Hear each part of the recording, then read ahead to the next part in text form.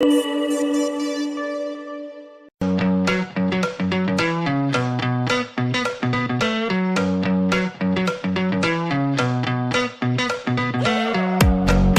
Locker Room, with all the sports news you need, live.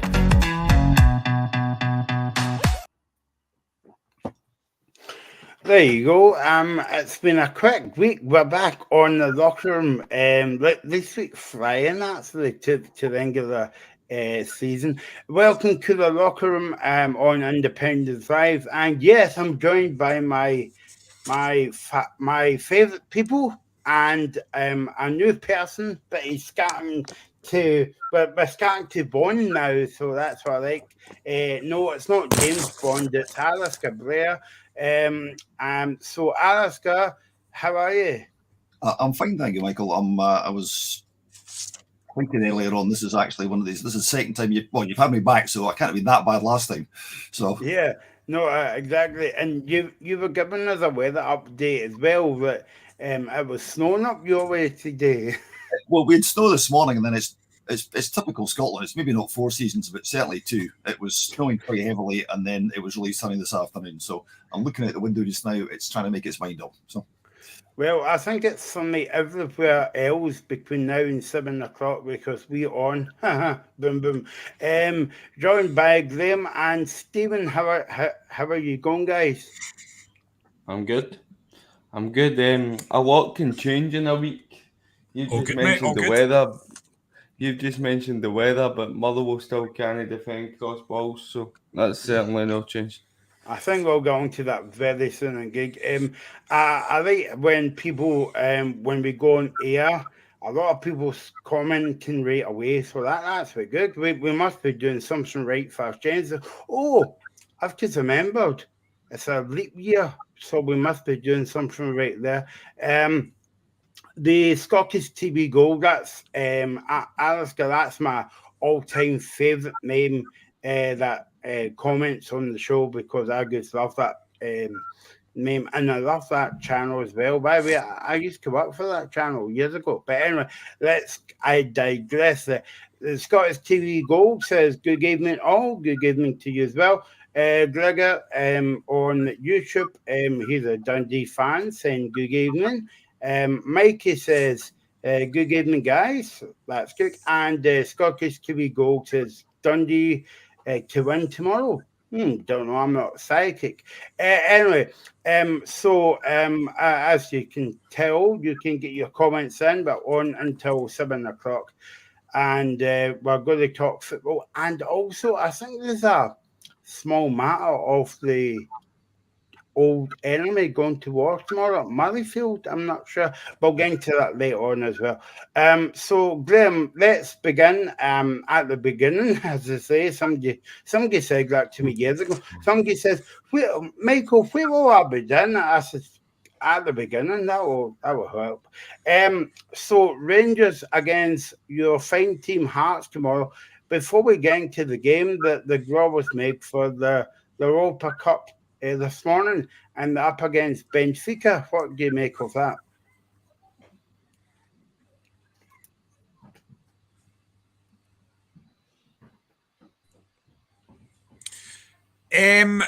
Difficult game for Rangers, Portuguese champions. They're sitting top of the league just now, top, but it'll be a difficult game. But it's a game that Rangers will look to and think they can probably win that game. And I think having a second leg at Ibrox is going to be a massive help. They'll fancy themselves going over to Portugal and getting at least something over there. So it could be a difficult game. It's probably better than what they could have got. They could have had like AC Milan, so it could have been a lot worse. But I think Benfica is a game that I think Rangers look at and think, do you know what, over 2 legs, we can probably get through this tie. How important is it in European football, Alistair, that you have a first leg away so that you know what to do when you come back home? I think because of the change with the away goals, it's not quite as important as it used to be. But I think Rangers need to bear in mind that Arsenal have just been to Porto and lost. So I think they have to take something. To answer your question is, yes, it's important. I think they have to take something from that away leg. I think if they lose it, then they're still, depending on the level of the loss, obviously, they're probably capable of turning it around at Ibrox. But short answer to your question is yes, it makes a huge difference, particularly if you've got a big partisan crowd, which Rangers do. Stephen, was it a good draw for Rangers? I don't know about a good draw. It's certainly tough. I mean, but there is teams that they've managed to avoid in the likes of AC Milan and Roma, so they'll be happy with that. But I still think to go to Benfica is going to be a tough task for them. Philippe Clement comes out with a comment in his press conference today saying it's the first time since he's been in charge that Rangers have been underdogs. I think there might be a certain set of supporters in Glasgow that would argue differently, given the fact that they went to Celtic Park and lost. No, certainly a tie that I think Rangers could get through, but it all depends on how they do in their away leg. If they get back to Ibrox still in the tie, then I'd fancy them because their record at home in Europe is phenomenal. There you go. We'll look ahead to that game next week because the first game's away from home, and yes, the top team will be on there after the game with not the predictions after the game. That doesn't make sense. We'll look back at the game, so that's coming up in a few weeks' time. Watch out for that here on Independence 5. Right, Graham, I know you're thinking Benfica's a kind of wee game, not like tomorrow. It's a massive game for Rangers and Hearts as well. Do you think it will be a similar style to the game that you played Rangers early on in the season? I mean, I think Clement's saying that they're underdogs against Benfica for the first time. They're underdogs tomorrow. They're up against the Gorgie Juggernaut. They're underdogs tomorrow. What are you talking about? No, I don't think so. It'll be a difficult game entirely. I mean, I usually, when we go to Glasgow, I fear it. Whether it's Celtic Park or Ibrox, I generally have that fear that we're going to get absolutely hammered. I don't have that tomorrow. I'm actually going there this time of the conference. I'm not going to say we're going to win, but the run we're on, 12 games unbeaten. We've got a guy banging the goals left, right, centre, and Shankland up top. We've got a chance tomorrow. I mean, I've already said a couple of times on different shows that I've done that I fancy a draw tomorrow. Difficult game. Of course it is. Rangers are favourites, of course. They're at Ibrox. They're on a good run. But Hearts have got a chance here to extend it. And I think as well, we've got that 14-point advantage over Kilmarnock, so we can go there tomorrow and be positive. I've heard that numerous times from managers and it doesn't happen, but we can afford to do that tomorrow because we've got such a massive gap. So this is a game that I think Hearts can actually go tomorrow and, have a go. Make a statement. We've already been to Celtic Park and won. If we could do it against Rangers, I think Rangers are the only team that Naismith hasn't beaten yet. So this would be a massive feather in his cap if you can go there tomorrow and get 3 points. Alaska, you weren't on the show last Sunday because obviously you were at the game, but Rangers could go 5 points clear over Celtic. Celtic played against Motherwell on Sunday. We'll touch upon that in a minute. First of all, what was your thoughts on the overall game? Last Sunday? Last Sunday, yeah. Some of my thoughts are probably not suitable for pre-9 o'clock watershed. Again, not for the first time against Rangers. I think it's the third game in a row. Somebody said to me, I don't know if it's true or not, we had no shots on target. Yeah. There is a feeling that we defended well. We did up until the point at which Rangers scored.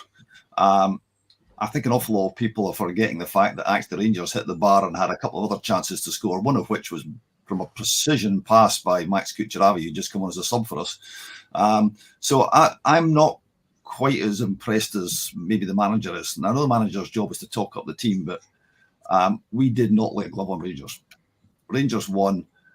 Possibly his first penalty was a penalty. Why the referee didn't give it? Interesting story on this.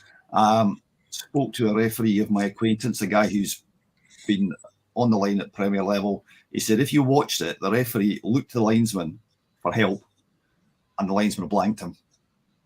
So the referee's automatically thinking, not a problem, we'll go to VAR. And of course, VAR gave the penalty because it was a penalty. The second one was just, let's not go down the VAR rabbit hole, but the second one was the nonsense, is the handball law. The fact of the matter is Rangers won comfortably. So I think they'll get a much stiffer test against Hearts. I think both teams, I think, Graham will correct me if I'm wrong, have won at least 8 or 9 games in a row or something now. It's something like that. So you've got the 2 form teams. It's absolutely the game of the weekend. And actually, what I hope is it's a really good game. If it was a 3-3 draw or something, people go, wow, that's Scottish football teams having a go. And I think Graham's bang on. Hearts don't have to worry if they lose. They're not going to lose much ground because they're so far ahead. So they really should go and have a go. Mikey saying in the chats, I see it as a narrow 2-1 win for Rangers tomorrow. But he says it will be a very interesting game. So there you go. Thanks for that comment. Keep your comments coming in. Yeah, I mean, yeah, you're right. We don't want to go into the VAR kind of like subject because I feel as though that it should be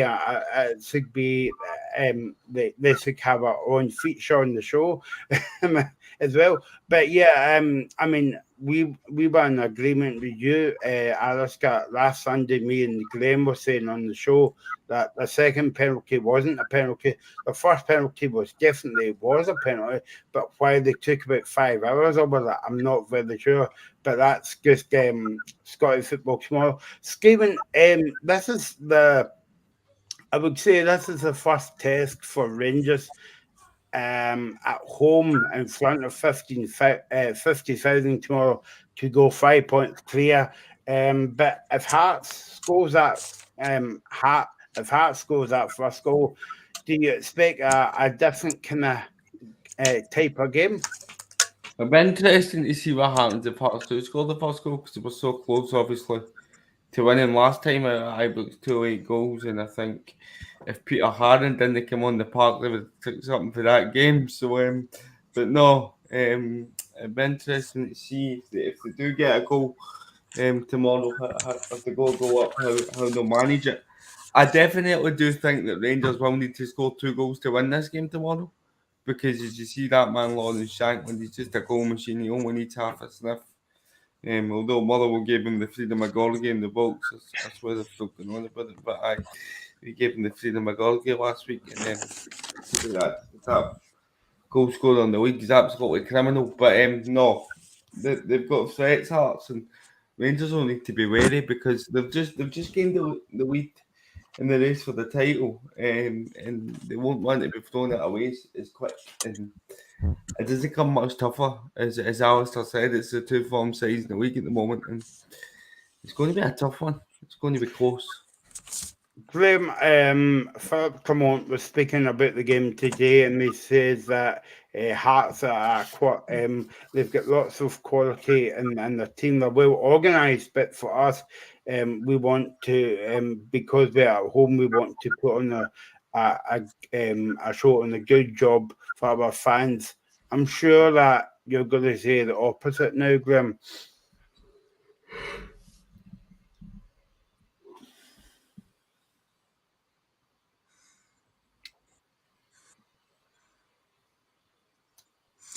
Yeah, I mean, Rangers know if they win, they go 5 points clear, and I get that. But we've got a really good team here just now. Now, I know that there's been a lot of talk about Shankland, who's been brilliant, but we've actually got a lot of really good players there. You know, I've spoken about before, Frankie Kent's been brilliant at the back. Alan Forrest is very underrated. Kenny Vargas is really coming into his own now, and hopefully he's going to stay as well. So I think we've got a really good side there that can actually be positive tomorrow and have a go. Now, going and have a go doesn't mean going gung-ho and playing like 10 up front. It just means being, when we got the ball, be more positive. And I've heard Naismith talk about it today. You know, he does want to be more adventurous. And I think it's the fact we've got that big, massive point advantage. We've got a 14-point gap here. We can afford to go there and be a bit more expansive and actually have a go at Rangers and test them out. And obviously, if you get chances, you've got a guy like Shankland that can hopefully bury 1 or 2. So I am more positive going into this game than I would have been previously. And obviously, we're beating Celtic at Celtic Park, so we can go to Glasgow and actually we can win there. So, I mean, tomorrow's a massive, massive game for both teams. We've got Hibs on Wednesday and then Celtic next Sunday, so we've got 3 big games to come. But I think tomorrow we can actually go there and I would say cause a bit of a surprise, I think we could easily get a result tomorrow. Stephen Naismith was speaking to you, Graham. I don't know if you saw it or not. He says that he was talking about the game tomorrow and he was saying that, yes, there's a proper title challenge. Obviously, he was talking about Celtic and Rangers there. But for us, we are going there to get a result, and that's a thing because, like, especially with the Central Belt, people actually get sucked into like, oh, Celtic Rangers. It's a wee goldfish bowl, but Hearts has got other expectations, as in, you know, getting into European football next season and all the rest of it. They don't really care about you know, Celtic and Rangers in this title race. They're just going there to put on a job, especially. I don't know what the allocation is for Hearts tomorrow, but I take it they'll be taking a big support, so they will want to put a show on for the fans. Yeah, exactly. And I think there's a lot of Hearts fans like me that are a bit more positive than normal. It probably means we're going to get hammered 5-0. But do you know what? We can be positive tomorrow. And I think that always happens. It always becomes about the two Glasgow teams. And I get it. They're the two biggest teams in Scotland. That's fine. But we're trying to make sure we cement that third place. I think it's done already. I genuinely think third's done. 14-point advantage. I don't see us losing that now. And I just think we can go there be a bit more positive. I think there's like 12 games left. But this is a big game for Hearts. And I think it's a big game for Naismith as well. Because like I said, the only team he's not beat yet is Rangers. If he can win tomorrow, that'll be a massive, massive win and feather in his cap. And there's no reason we can't go there tomorrow with confidence. I think, yes, the first goal could be crucial. If Hearts can get in front, it might just quieten that Ibrox crowd. We've done it before. We scored first last time we were there. And obviously, as Stephen mentioned earlier, apart from that Peter Haring needless pull of the jersey, we might have got a result out of that. So if we can just guard against complacency and making daft mistakes and don't give the referee any need to give a penalty, that will be quite helpful. I think we've got players that can defend Rangers. I know that Tor Cantwell, I think, is out as well for a few weeks, which is a bonus for us, because I think he's a decent player. So, and if Dessers misses him at the chances that he does, that'll help as well. So we've got a chance tomorrow. I genuinely think we've got a chance tomorrow. And if we can just keep it tight, you know, be decent on the ball. I know that Stephen Naismith as well talked about when we get the ball, we've got to be decent on it and be positive on it, which I agree with. But I genuinely think tomorrow we've got a really good chance. And Alistair mentioned earlier on about the Rangers game last week, and I said that to you on Sunday last week.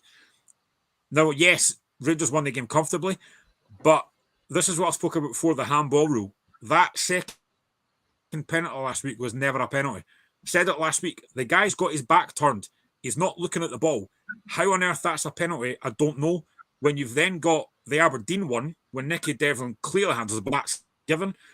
This is what I spoke about before. Nobody knows the handball rule. You know, I know Alistair spoke very well about, you know, players and that not knowing the rules, but nobody knows what the handball rule is. And that one last week was an absolute joke, because that's never a penalty. Yeah, I think the handball rule is one of the biggest problems, I think, in the laws just now. And the irony, the absolute non sequitur in all this is that, as you know, there's this thing about unnatural positions of your arms. So as a result, the players put their hands behind their back. And if the ball then hits them in the arm, it's not a penalty. But the irony, of course, is that's the most unnatural position your arms could possibly be in. It just does not begin to add up. And interestingly, I'm hearing little rumours that Norway might be looking seriously at ditching VAR. I know we don't want to go down that road, but somewhere somebody's going to, this dam might just start to break. That's somebody from another programme, as you said, but it happens all the time. It happens all the time. I mean, arguably our game against Hearts, I don't know if Graham would agree, the one that Nicky Clark shot that hit the Hearts defender on the arm was going towards the goal, his body. Again, it's just so hard to tell. One day that might be given, another day it might not. And there's no consistency as far as the fans can see, which is why we get angry. So basically, Alistair, they're going to add a new rule to the rule book. If anybody's watching from SFA, what I'm sure they're always watching the locker room because they pure love the show, as ask the fingers to jump in the air with their hands in the pockets. As well, that will be rule 151.5 in the book. Stephen, going back to the game tomorrow, I think that Hearts would take a bit of confidence. I know they get beaten the last game, but Hearts would take a lot of confidence from that game at Ibrox, because I mean they were only about 8 minutes away from getting a point, or even better, all 3 points. Not just the game at Ibrox. I think the form there and the fact that there's so many games unbeaten, and also the fact that they've been to Celtic Park, as Graham mentioned, and got a victory there. They now know that they can do this, and belief is huge in football. They now have that belief. And listen, I think this is even a match as you're going to get in the league. Man, I really, I know Rangers will be favourites, but I don't think it's a foregone conclusion at all, and it would not surprise me if Hearts came away with a result and threw another spanner in the work in this title race. It really wouldn't. So I'm going to take one question on VAR tonight, because we're doing a special show on it, and I don't want this show to be not a preview show, but a VAR preview show for the weekend. So think yourself lucky, Mikey. I'm in a good mood tonight. I'm on the kicking, by the way. What do you think the reason for the what do you think the reason for the decisions being so bad? Well, I'm afraid the show is, we're going to have to move it till 9 o'clock tonight, because that's a good question from Mikey. So I was going to say give us one word answers, guys, but I don't think you can do that. But give your best shot. I'll start and I'll keep it short, because I know that we can end up here at 6 o'clock talking about this, and I think that it's the one that sticks out for me is a handball rule, as Alistair said. It's such a grey area, that there's not a lot of clarity on it, and I think that's why, particularly with the handball rule, you're seeing so many decisions that are so questionable, because we don't know what the rules is. The referees don't know what the rules is. It's all down to interpretation, and one person's interpretation is going to be different to another person's, and that's why you're seeing the lack of consistency in these decisions. So the rule needs changed, the rule needs clarified, and then we can move on for that one. But I'll leave it to the other guys to give their answers. Graham? It's not just Scotland, it's England as well. You know, England have had VAR a lot longer than we have, and they still make mistakes. Look at a couple of weeks ago, Sheffield United against Brighton. Mason Holgate makes a dreadful challenge, one of the worst challenges I've seen, and the referee didn't give a red card at the time. VAR gave it. Now, that was a straight red card all day long. I just think, Alistair's mentioned, and I've said it before, there's too many inconsistencies. I've said it previously. 1 week, you'll get a penalty for handball. The next week, the exact same decision, you'll get nothing. There's just so many inconsistencies. Now, I know that referees have a hard job. I get that. I wouldn't want to do it.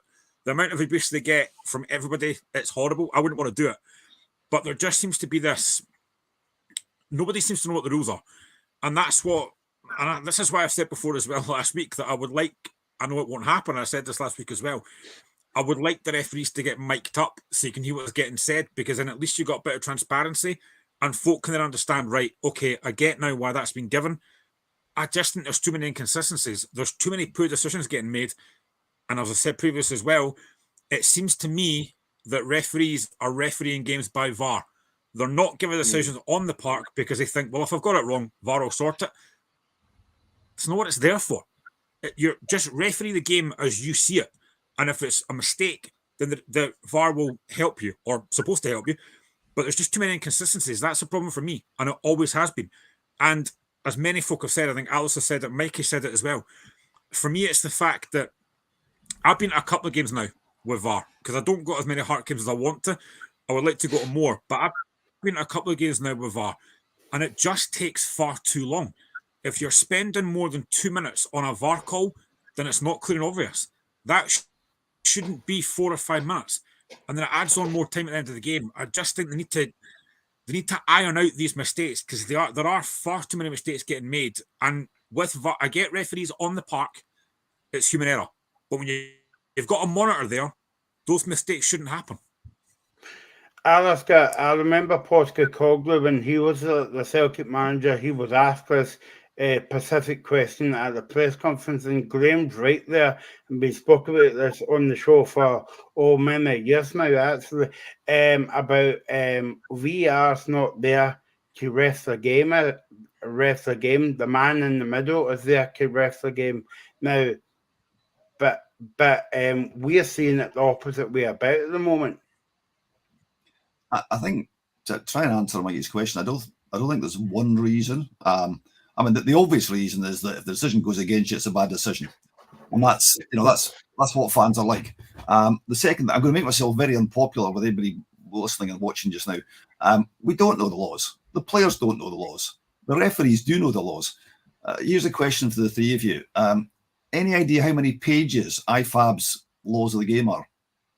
Like, bear in mind, there's only 17 laws plus the 18th, which I'll maybe tell you in a minute. There's 17 laws.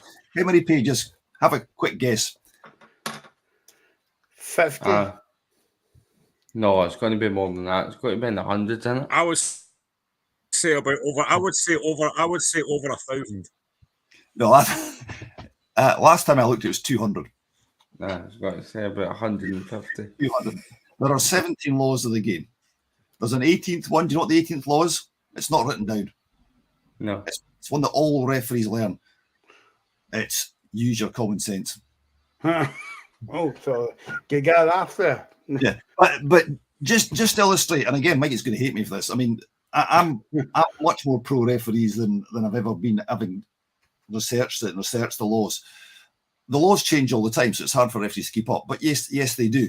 But the real problem is the fans don't know. And again, I'm going to turn it back to you three guys. How many of you know what the diagonal system is?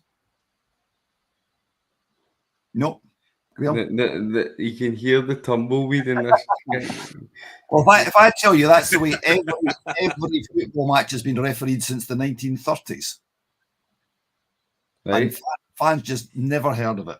It's absolutely, it's a dead straightforward thing. It's to do with the line the referee runs on so he can see his linesman. And it's just a common sense thing. The fact is, that's so basic, and we just don't know about it. So, again, I'm trying to answer Mikey's question. Part of the problem is that we just do not know the laws. Therefore, we think that was a rubbish decision. The referee actually knows why it's given. As Graham says, they get it wrong. They make mistakes. Possibly in the past, they might have been slightly biased. I don't think that's the case now. But they do get it wrong. And Graham's absolutely the nail on the head. Now at the top level, they've got the get out of jail free card of VAR, which was supposed to remove all this stuff, and it's made it worse, which is why I would scrap it tomorrow.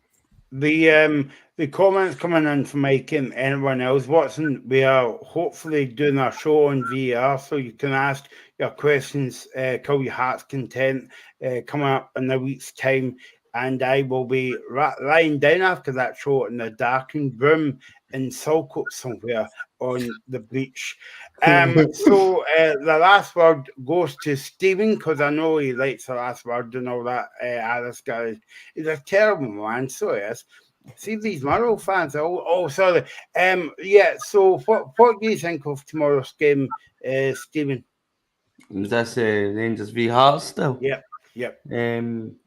I'll just give you my prediction because I've already surmised how close I think the game's going to be. So, I'm going to go for Rangers 1, Hearts 1. Oh, I think it'll be a draw.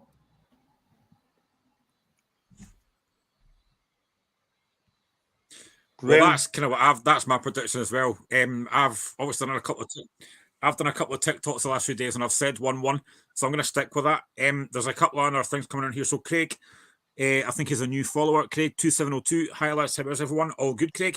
Mikey says, I can entirely understand how the referees make errors, but how can you look at a stream and still get it wrong? Which I understand. And Craig 2702. Alistair, the problem is though, is a lack of communication from the referees to the fans to make us understand the decision. Yeah. And that's kind of what I've said as well. That's where the frustration lies with support. At one point. Yeah. No, on that, sorry, Steve. No, I'm just saying it's something that we've all said at one point, I think, on here. But when you go, Alistair. Yeah. Just on that, again, sorry, I'm being an anorak here. I don't know if you know, but in the past, referees actually were allowed to make comments after games. And there was a referee, a St Johnstone game against one of the Old Firm, I won't say which one it was, clear handball, ball punched off the Celtic line. And the referee said after the game, he saw the handball, but the ball was still bubbling about dangerously, and he thought St Johnstone might score, so he didn't give the penalty. Right? So there's an immediate problem letting referees. I actually think, I'll just tell a wee story which maybe help illustrate this. Michael had asked me to see if I could reach out through my referee contacts to get a referee for the show on VAR. They won't do it because the SFA won't let them do it. And if they had the courage to do it, they'd be in trouble from the SFA. And that, for Craig's point of view, there's the problem, is that they're not allowed to communicate by the football authorities. I think it would be much, much easier even if it wasn't possible during the game. I understand the problem with live feeds because the language would be off the scale. But being able to say afterwards, this is why I did it. And actually, I've seen 5 different angles of it. You didn't see all of them, but basically, you can take my word. That's why I've come to that decision. You can still say I don't accept it, but at least the guys explained it. How we get to that, I don't know, because the referees themselves are reluctant, particularly in this age of social media. And, we were talking about previously, before we went on air, about, referees being hounded by fans. I can understand their concern about it. It's a really hard issue to solve. Can I pose one more question? I know you. Yeah. Trying to get away from this. Could we not learn from rugby, Alistair? Could we not learn from how it's done in rugby with it?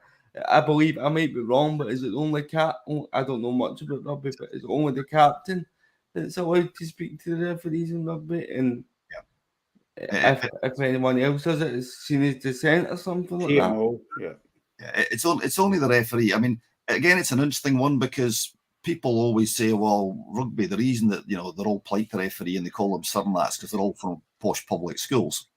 And that's why, whereas football's a working class game and that's why they all swear at the referee.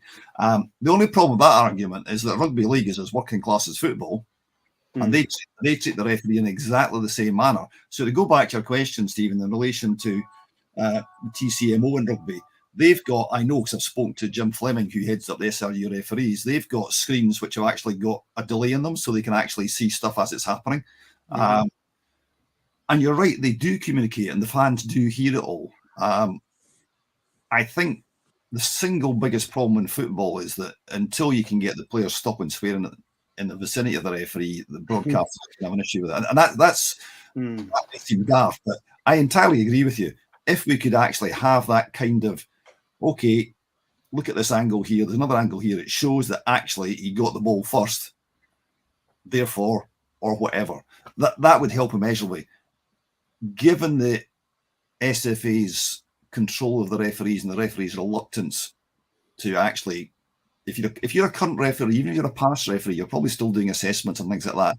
So you will not come on a show about VAR because it will rebound on you. And therein is the problem. Okay, we'll come back to that, no doubt, and we'll look out for that special show coming up hopefully before the end of the season. Stephen, Sunday, Murrow against Celtic at Fir Park. You must be very, very confident in going into this game. Before we get to that, Stuart Kettlewell saying a new deal till May 2025 yesterday. What's your comments on that, Stephen? Are you ready for Stephen's weekly rant? Oh my goodness! I thought we had it with VAR. No. I've got 2. That's I've got 2. Maybe with 3.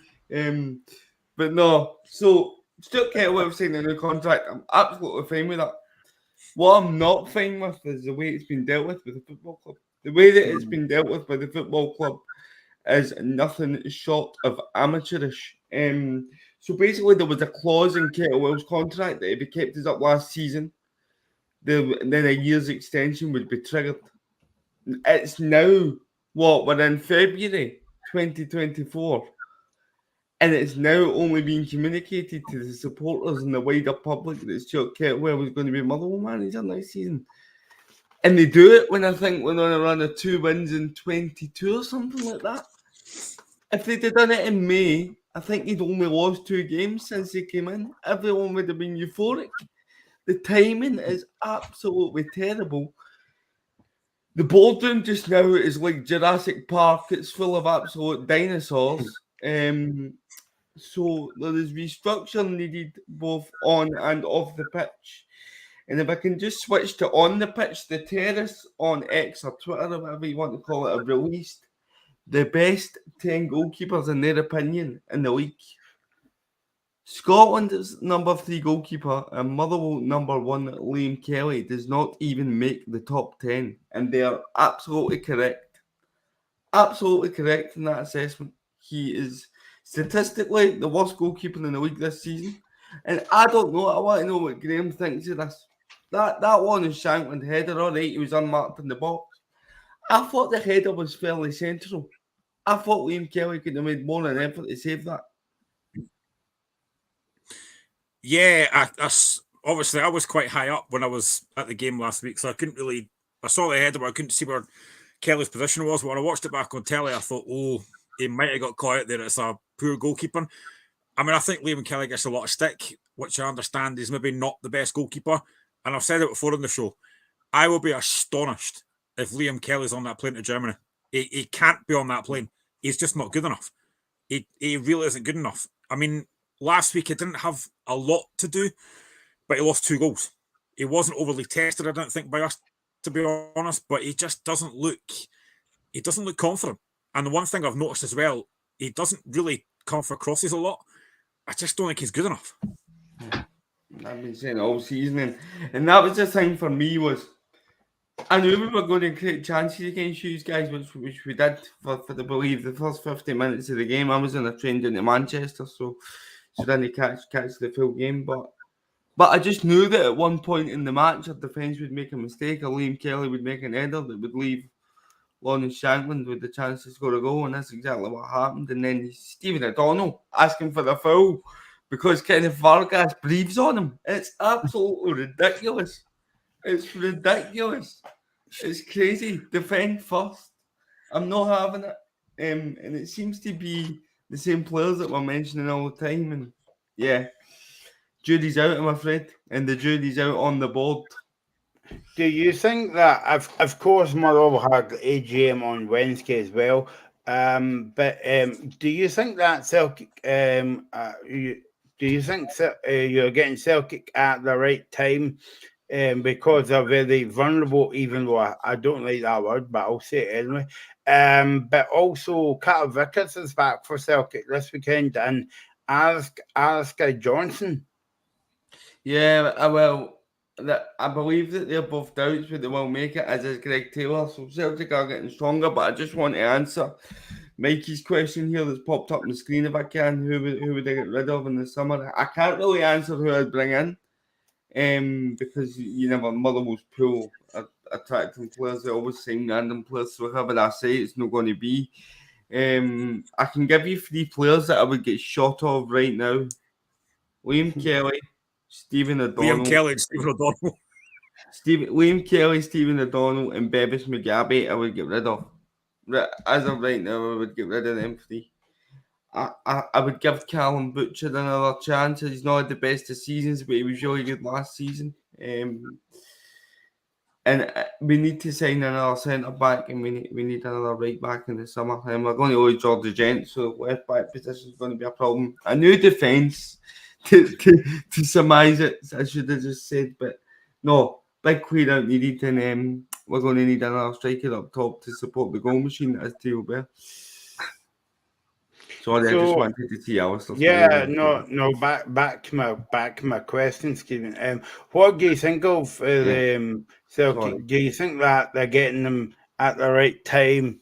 And also, Carter Vickers is back for Celtic, and Alistair Johnson, who are, I'm very surprised that he's back, because I thought he would have been out for a couple months because of that head injury at Easter Road the other week. But do you think that Celtic will be boosted by that, or do you think Motherwell will be fancying their chances, not only because they're at home, but the way Celtic's been playing the last few games?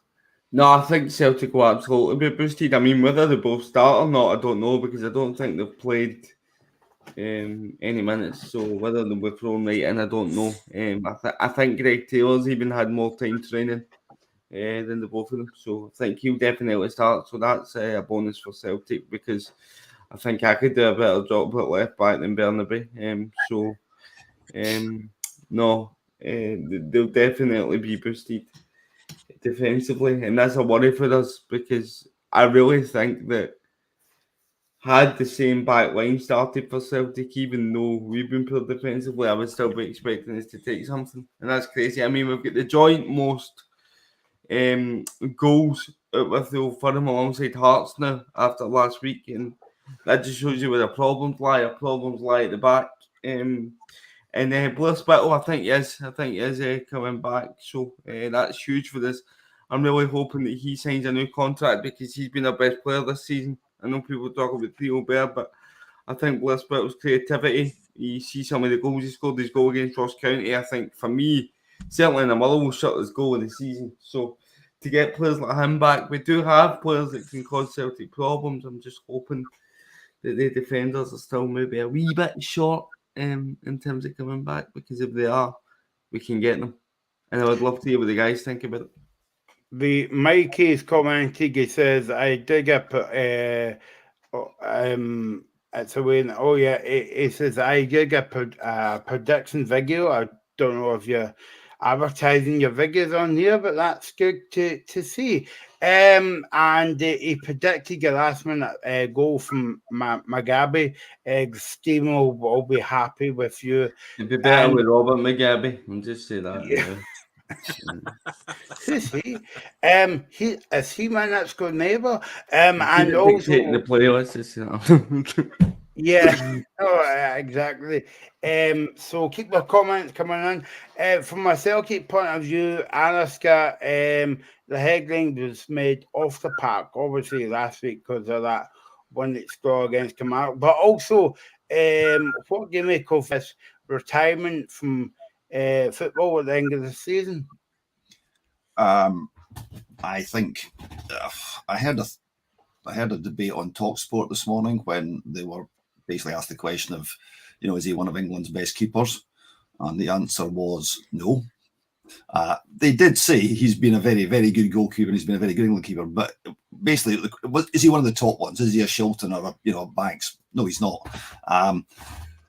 What does worry me is they might well come in for Mitov to replace him, but somebody's going to do that anyway, so it doesn't really matter where he goes. I think of more interest, if I can just come back to the Motherwell Celtic game, I think the biggest, or one of the factors that will influence this is actually going to happen on Saturday, because if Hearts take a point or even win at Ibrox, if Hearts basically get a result, Celtic will be absolutely up for the Motherwell game, and they'll win. On the other hand, if Rangers win, I can actually see Motherwell having a chance, because I can see Celtic being being much more nervy, and I think that actually might have more of an impact in the game than you'd expect, Yeah, no, exactly, and I kind of take Alaska's point, Stephen, as well, but at the same time, the old cliche goes in football that it doesn't matter what they do. Long as we get the job done, and Celtic will be going into that game on Sunday, no matter what happens at Ibrox 24 hours earlier. Yeah, but listen, I think Alistair makes a great point, because mentality is huge. I think they held a meeting this week, a team meeting, Callum McGregor and Brendan Rodgers heading it to try and iron out some of the issues that are maybe happening there. So, they'll be looking for the reaction. We just have to be our best, and we cannot afford to make mistakes defensively that we have been making. I think the good news for us is that Celtic seem to aim their crosses low, so we don't need to worry about any getting floated above Liam Kelly's head for the change. So that'll be all right. Just manage to defend it. And actually, to be fair, that's been Liam Kelly's best game of the season, was away at Celtic Park this season. I thought he made a couple of outstanding saves. So, see, I'm not all negative, but no. Celtic will be well up for this, and yeah, if Hearts get a result, then I fear for this, because Celtic will just smell blood in that bit. Graham will be a different Celtic team a wee bit, and because they've got Carter Vickers and Alaska Johnson coming back in the team. And by the way, Brendan Rodgers was asked about Abada, and there's no news there. I think he'll be loaned out until the end of the season. But anyway, what do you think that'll make any difference at all to Celtic and Sunday? Well, you would think so, especially Carter Vickers, because I don't think Celtic look as solid defensively at Carter Vickers there. He's a massive, massive player. You know, he's one of the best centre backs in the league behind Frankie Kent, obviously. I just had to get that in there. But yeah, I mean, he's been a massive miss for Celtic and he might make a massive difference. I think on the Joe Hart thing, I'm not surprised that he's leaving Celtic. What I am surprised about is he's retiring. He's 5 years younger than Craig Gordon. You know, goalkeepers have a different shelf life to outfield players. He could have another 3 or 4 decent seasons in him. So I'm a bit surprised that he's retiring. Obviously, he's got his own reasons for that, but he's been a decent goalkeeper for Celtic and his 698 club appearances he's got. So he's been a great goalkeeper. I would agree. I don't think he's one of the top goalkeepers, but he has been a decent keeper and he's been a good keeper for Celtic as well. So that's my only surprise is that he's retiring. Mikey says, do you think Butland should be on the plane to Germany for England? Obviously, if he wins the treble, you might get there. I mean, I think Jack Butland's a good goalkeeper, but I don't know how far down the pecking order is with Gareth Southgate. Clearly, Jordan Pickford's number one. But if Jack Butland keeps doing what he's doing, there's every chance he might be on that plane. But right now, he's not number one, so it's difficult. But I think that Motherwell Celtic game on Sunday is a huge, huge game. I mean, the way Celtic are playing just now, I think Alistair's right as well. That result tomorrow could have a massive bearing on that game. But I think, you know, Motherwell could have take confidence from the last time they played Celtic at Fir Park. They were unlucky to lose the game in the last minute. So they've got to take a bit of confidence in that. Celtic are not firing off cylinders at all. So Motherwell have got a decent chance here.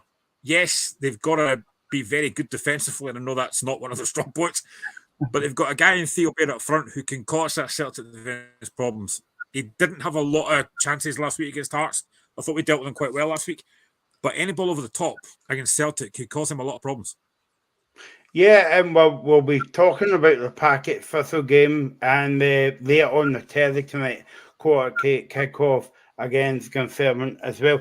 Alistair, I was just having this conversation in the week with somebody. When have you ever known that the big two in Scottish football, Celtic and Rangers, saying that the goalkeeper is the best player at the moment? You know, you've actually never heard that before. That's a really good question. I'm trying to think. As undoubtedly the oldest person on the show, I should have an opinion on it. I would be surprised if that was ever the case. I mean, they've had, you know, you can go back to some really famous, you know, Ronnie Simpson, even Bobby Brown, you know, at Rangers, and you've got the Girvan. You know, there's been a lot of good keepers, but yeah, the outfield players in all the great Rangers and Celtic teams, the ones who get the plaudits, because of the nature of Scottish football, because they're so much better, they're attacking all the time. So obviously, it's the forwards, it's the people who make things happen. So, sorry, very long-winded answer to say no. I think the last time they both had two top goalkeepers would have been when Boric and McGregor were playing at the same time. Yeah. That would have been maybe as close as I could go. But obviously they've had great goalkeepers individually, but right now the two of them seem to be the best players. I think where I was going there, Graham, was when you come back from a Celtic game or watching on the telly or well Graham's away, he must have known like what I was going to ask him about goalkeepers. But what I was going to say, Stephen, was you know, when you come back from a Celtic game on Sunday or, you know, whatever, watching the Celtic game on telly, you're saying, oh, McGregor played well, Larson played well, you know, Kyogo played well.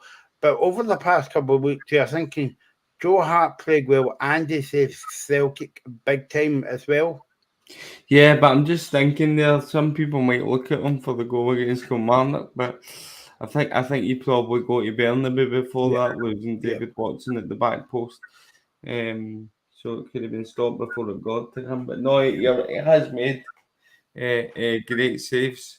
And people will say that's his job, but where would Celtic be in the title race if he didn't? Do you know what I mean? That's the argument that you would put. Brendan Rodgers said today, Alistair, we can only focus on our own performance because he was asked about the Rangers game, obviously, because Rangers played first. And it's going to be a bit different this weekend because Celtic's always played before Rangers, but this time the tables are basically turned. He says we are not top of the league because we've dropped too many points this season. And he goes on to say, but it's still in our hands, but we need to be back at our next game, and that is Motherwell on a Sunday. It's going to be a big test for Celtic, Alaska, because as I said, Celtic's never been in this position for, God knows how long. But also, if Rangers win, back to your point earlier, like you made to Stephen, they actually play catch up because there'll be 5 points in front as well. And obviously the goal difference might come into it at the end of the season as well. So it's going to be it's going to be a big test for Celtic. Well, it was going to be a big test, but even more so on Sunday. Yeah, I think that, going back to your point about Brendan Rodgers, managers say what they're trained to say, and they mouth platitudes, and then after the game they can't see anything wrong with their own team, and it's purely by acts of God or blatant cheating or whatever that they've actually lost. And quite frequently you watch and you think, what game were you actually watching? And the irony is that they both say the same thing. They both say, oh yeah, we should have won. I am exaggerating for effect, obviously, but so basically what I'm saying is what Brendan Rodgers said is what I expect him to say. The Motherwell game, Celtic game is going to be determined, obviously, by how the players play on the day. That's the single most important thing. And that's Brendan Rodgers' job to motivate them. And as Stephen said earlier, footballers are as prone as any of us to be affected by nerves or the crowd getting on them. More so, in fact, because obviously they've got 50,000 people or however many it is at Motherwell shouting at them because they're nervous themselves. So it's really, really hard. It'll depend, obviously, on the day. Just a couple of thoughts for Stephen, which might encourage him. I've got a lot of memories of actually putting on the radio or something and thinking, Celtic are playing Motherwell, even when Postecoglou was there, and Motherwell are actually winning. And then they've scored another goal, and you think, Motherwell are going to win this. And then Celtic get second wind, and then they eventually come back and win. So Motherwell have actually given Celtic really hard games in the last few seasons. Yeah, there's no doubt that we've done better against Celtic than we have on the other side, Glasgow, in the last few years, which has led to vast conspiracy theories in the East End of Glasgow, may I tell you. And that's what I say, so I know that all too well. But no, I'm confident, as bad as we've been defensively, that if the same Celtic side turn up that's turned up in previous weeks, that we'll get a result. I've just got a bit of news for you. The kick-off time for the Rangers v Benfica game at Ibrox has been announced, and Rangers fans aren't going to be happy, and they're certainly not happy for what I'm reading. 4:46 on a Thursday night, 5:45 at Ibrox. So there'll be plenty of people getting away from work, and rush hour traffic is going to be even worse, I'm afraid, before that game. There you go. Why is that, Stephen? Why is it so early? There's no with TV. There's no other reason given. Rangers have released a club statement. I don't know if they touch on it because I've not had a chance to read it yet. And by the way, this is a joke game. So I've got it here. If you want me to read, do you want me to read? Yep. Rangers, on behalf of our supporters, are disappointed to have learned our round of 16 Europa League home match with Benfica on Thursday the 14th of March will kick off at 17:45. Despite a robust case being made to UEFA for the fixture to be played at the traditional 8 o'clock slot, it is instead to begin significantly earlier, primarily due to broadcaster commitments, and thus likely cause significant inconvenience and disruption to our supporters. The club fully sympathise with our loyal supporters for the additional sacrifices they may need to make to attend the match, with this issue falling totally outside of our control. So safe to say, Rangers have turned into Statement FC again. No, I'm only kidding. I completely agree with why they've released that statement, and they're not happy. I think it's a shocking kick-off time. Yeah. I think it shows you how much control TV companies have over what happens in their game these days. It's a bit like, if you remember a season or two back when Inverness were in the Scottish Cup final and it was at 5:30. Mm-hmm. and the SFA said we've consulted all stakeholders. Well, they obviously didn't consult Inverness fans, did they? Mm.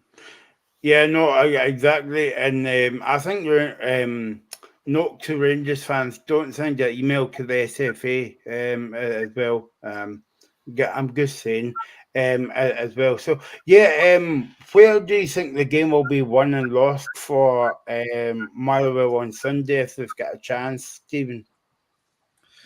In defence, how we defend is going to dictate what happens in this game. If we don't, we'll get hammered. If we do, we'll get a chance. It's as simple as that. Okay, so that's a big game on Sunday on Sky again for TV, and 12 o'clock kickoff. But anyway, let's move on to Alaska's big game tomorrow. This game, every time I speak about St Mirren and St Johnstone, I always think it should be a Sunday because it's a. You know why? Anybody have a guess why this game should be a Sunday? No, but I've got a feeling there's a terrible pun coming or a terrible joke. Well, there is, but I'll let Alaska come in and Graham. Maybe no. I'm going to pass as well. I agree with Stephen. I hope this is worth waiting for. Well, I don't mean to be spoilers, but it's not going to be. Anyway, let's hear Graham's game. No, it's not going to be. Anyway, because it's a Sunday and it's a Saints Day, and let's move on. Yep. So St Mirren against St Johnstone, and we've got the right man to talk about this on the show, Alaska. Well, I was at the last game at I've got to say Love Street, whatever it's called these days, when Stephen McLean had the second most spectacular post-match rant of the season, and which obviously cost him his job. And Maka was, as he always does, not holding back. But what he said was not acceptable to the people who run the club, and I understand why. More to the point, the performance wasn't acceptable. It was 4-0 going on about 40. And I don't think I've come out of a game for a long time and felt so frustrated, for want of a better word. There's lots of the words I could use, which I'm sure you can imagine. It was really just, this is absolutely dreadful. We then got a last-minute penalty at Perth, which probably wasn't deserved, but we won. I think it's going to be really hard. We're playing ultra defensive football. We've not been playing our only natural proven goal scorer at this level. We're dependent on St Mirren playing badly. Would be my analysis of it, because we do not, as far as I can see, have the wherewithal to actually attack consistently during a game. Our sole tactic, since we've got the two guys who are they're absolutely dynamite fast. I think I said last week, is we play Graham Carey in front of the back four and we hit long balls over the top and hope they're going to get on the end of them. We don't have a winger. We don't have anybody getting in the box. The guy we signed, who we've let go, who'd scored a lot of goals down south in England, the reason he let go was because, and Levine said this, we're not a penalty box team. We don't get the ball in the box. Sorry, where do you think most of the goals are scored? So yeah, I'm going along tomorrow. When I bought my ticket, there wasn't an awful lot of Saints fans going. I'll be surprised if there's a lot there tomorrow. But I'm going because I'm always optimistic that somehow or other something will happen. I would almost settle for it. I would almost settle for a draw. A lot will depend, obviously, on the Ross County Livy game. I was told me with the cure for cerebral palsy there. Always optimistic something will happen, but nothing ever does this. How can I come back from that? Mikey's point about after the 4-0 game, we absolutely were. At the start of the season, everybody said we'd get relegated. All the pundits did. And you could not find a Saints fan who didn't think we were nailed on for relegation. To be fair, the club got rid of Maka, which was the right thing to do. It's a shame because he's obviously been a great player for us. The irony is he's exactly the kind of forward we could do with today if he was at his peak. An intelligent player who scores goals and brings other people in the game. it's all Saints fans want to do now is get through the season and not get relegated. And obviously, I don't know if you want me to talk about this or not, see what happens with the club being sold. I'm very sorry. I've got to apologise for Alistair, Stephen and Graham in behalf of my family why I went down the road of saying St Mirren and St Johnstone on a Sunday. I'll make that note to self: do not open your mouth. Just think about it, but don't open your mouth sometimes, because sometimes when people comment on it, they take it to heart. So if I offend you again, I know I offend you everybody here, and I basically offended myself there. So I'm sorry to all my family and all my fan club at Watson. Bar one person. Anyway, so Graham, do you think this is a perfect game for St Johnstone after the Rangers game last week? No, because they're up against a St Mirren team that'll be really raging after that defeat to Livingston last week. And also, given the fact that what happened to Stephen Robertson at the end, I don't think I've seen Robertson look that angry to go to the fans and kind of berate them like that. So this is probably not a game that I would want as a St Johnstone fan. But listen, it's an interesting game. I mean, I think St Mirren are a good side. I've said that before. They're in a decent position. I was surprised at the reaction from Robinson last week, but clearly something was said that he didn't like.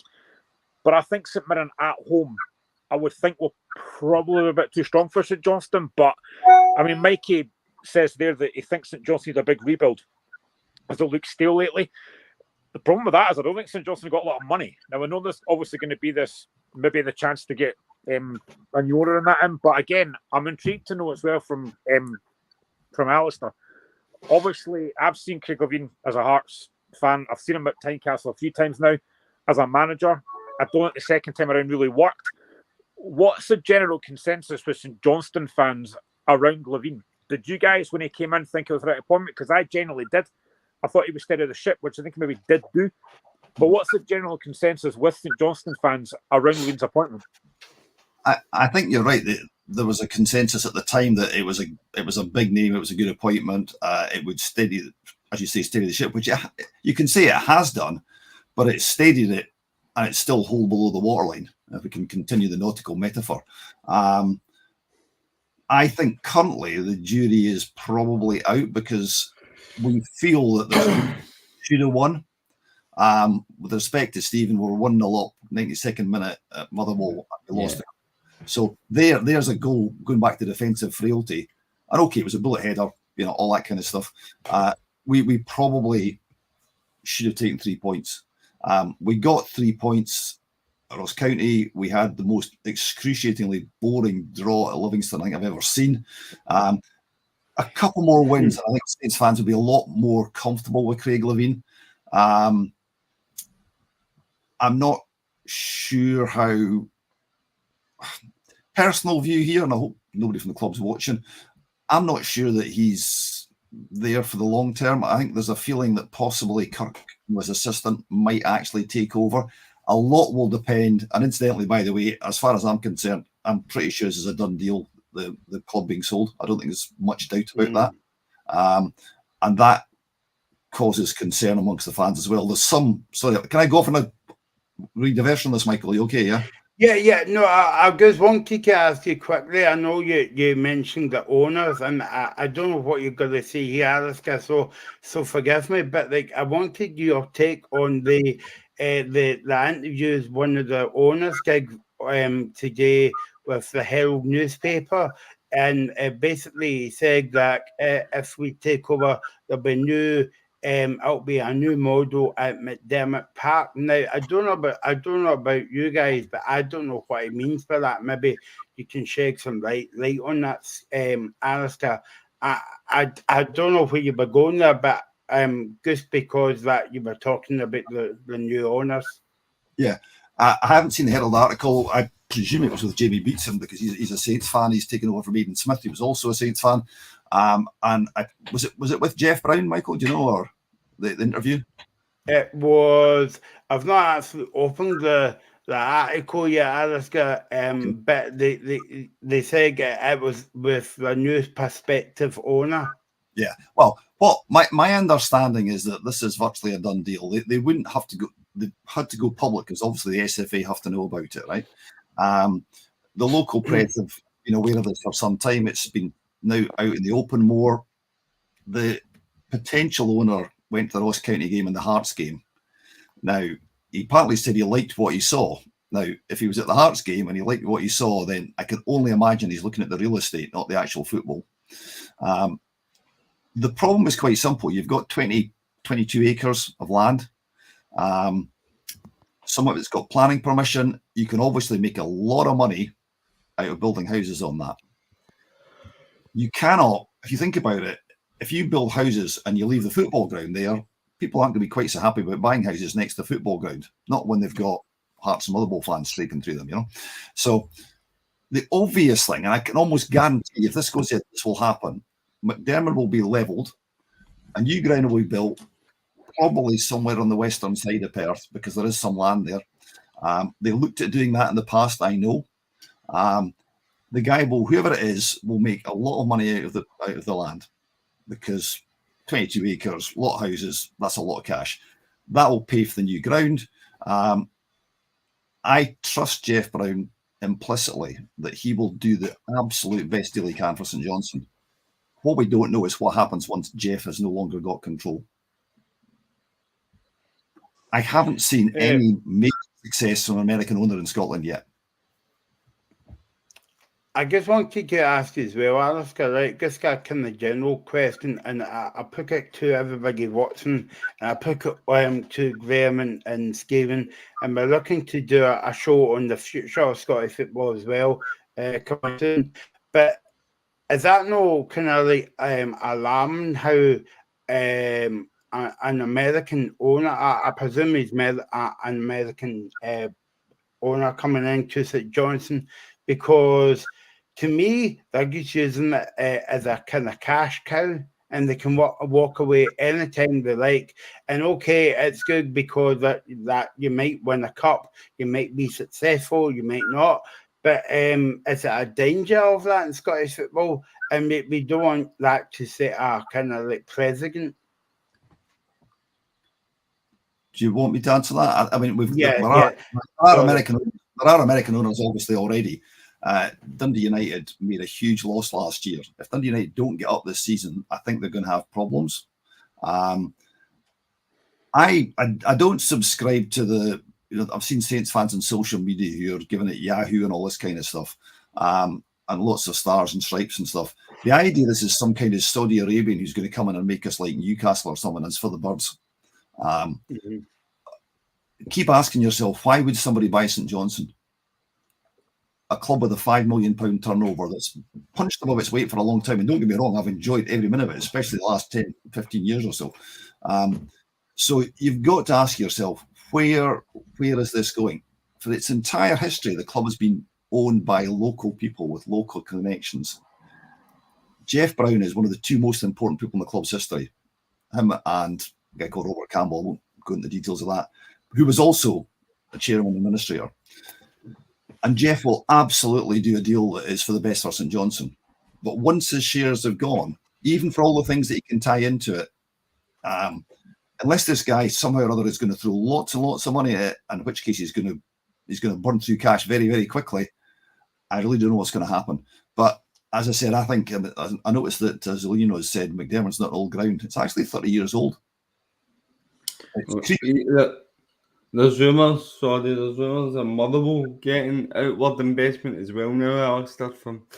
There's apparently a bid for the Middle East and a bid from an American investor who has heavy ties in social media.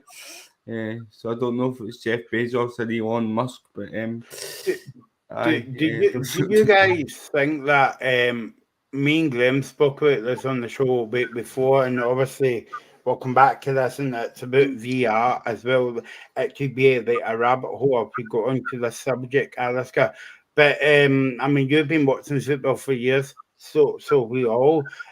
Do you feel as though football's not football now? Football's more of a business? It always has been. I think. Even more so now, I would say, Alistair. But like, I would. I think you'd be surprised. I think it's more obviously now. But there's more media. Sorry, I'm going to sound really sad and anarchy here, mainly because I am sad and anarchy. But I have read every word of the available St Johnstone minutes from when they were first kept, which is going back to 1910, and it's absolutely clear that at every stage, even before the First World War, they're selling the franchise for the catering at the recreation ground. So that's the kind of thing you associate with a ground nowadays, selling the franchise to the catering. The concerns, the financial concerns, the letters coming in from the bank, you haven't got enough money in your bank account. Can we afford this player? It's always been a business. It's just not quite as up there in the eyes of the fans. But most football clubs are limited companies, apart from the fan-owned ones, and they're governed by the laws of this country in relation to limited liability companies. So they are businesses. I think people forget that. You've got a guy sitting above me who knows exactly what an owner from a different country can do to a football club. So I think we should give the floor to him. Yeah, he's an expert. I wouldn't go that far. I mean, listen, don't get me wrong. There were decent times under Romanoff, but there were also horrendous times. It got us into debt, got us into just about liquidation. It can work, but I think, every football club's a business, but it's how people use it. I mean, you look at Man United. They've had the Glazers for God knows how long, and Man United fans keep moaning about them. But listen, I think every club, I said it before, needs investment. Every club needs investment. I would love to have another rich owner that would actually play money at the club, but actually be decent about it. Romanoff was meant. But like I said, there were decent times under him. But I'm interested to ask Alison. Was he not picking the team as well, Graham, at one point? Oh, he was. There was numerous times. There was an occasion when we played Dundee United at Tannadice, and Graham Ricks was the manager, and he was asked the question, like, what's the, your team selection you picked it, what was the reason for that? And he basically said, I never picked it. So that was like, well, you're done then. That's you at the door. But I'm interested to ask Alistair, though, and this is something I've thought for a while. I think McDermott Park is a really, really good ground. I've been there numerous times. But the problem is, and I've said this to Michael before, St Johnstone, a bit like Livingston as well, just don't have the fan base. Because every time you look at McDermott Park, it's never full. Now, when St Johnstone won those 2 cups and they got European football, that's where I thought, right, they're going to get a really good crowd now. Especially that European game. I don't think I've seen McDermott Park that full for a long time. But then the fans dwindled away. This is a hard question to ask, I know. But how do St Johnstone bring more fans in? Because it's a cracking ground. And I said before, winning 2 cups, I thought that was the occasion that you thought, right, St Johnstone are getting more fans in now, but it just doesn't seem to happen. So how do teams like St Johnstone, like Livingston, get more fans in there? If I knew the answer to that, I'd be on the phone to Jeff and Stan now. It constantly does their head in. If you speak to Jeff, he'll tell you that they've done everything they can. Free under 12s, all that kind of stuff. Half price skate. They've done loads and loads of stuff, and lots of other clubs have as well. Motherwell, I know, back in the day, have done all these kind of things. Lots of clubs have tried different initiatives to get fans in. It's partly societal, because you've obviously got lots of other things you can do nowadays. In the past, in the 50s, you finish your work at 12 o'clock on a Saturday and you went to the game. You probably walked there, or you got a train from somewhere in Perthshire, and there was trains all over the place. So it wasn't that hard to get there, and there wasn't much else to do. To answer your question about the cups, yes, I wrote a blog. I don't write blogs very often, but I wrote a blog which actually got more views than we've got season ticket holders, basically saying the biggest tragedy in our recent history was after the cup double, because we were absolutely at our peak. Players were interested in us. We should have been able to buy decent players within our budget and attract them. You're right, the facility is really good. There's no problem with that. And we totally blew it. We let Ali McCann go, and we didn't have to. And the players we brought in, we were nearly relegated, as you know. And it's just been dire since then. So there's not a lot to get excited about. You get little things. When McDermott was built, the season tickets went up a lot. the season tickets did go up on the back of the cup wins and things like that, but not by enough. And Jeff's made it quite clear publicly that he would favour a smaller ground, which is why I'm absolutely convinced McDermott will get raised. Because the alternative, as I said, is there's a 7-figure sum needs to be spent on the car park. Probably not much different on the ground, because it is. I know, as Lino said, it's just a blink of the eye, 30 years, but it requires a lot of maintenance to keep it up even after 30 years. So it's actually easier just to go, right, okay, whole lots houses, that's where the guy will make his money. Build a 6,000-seater stadium, it'll look better. Will we get more? We might get a little bursts because it's a new ground, but if we're playing like we are just now, we won't.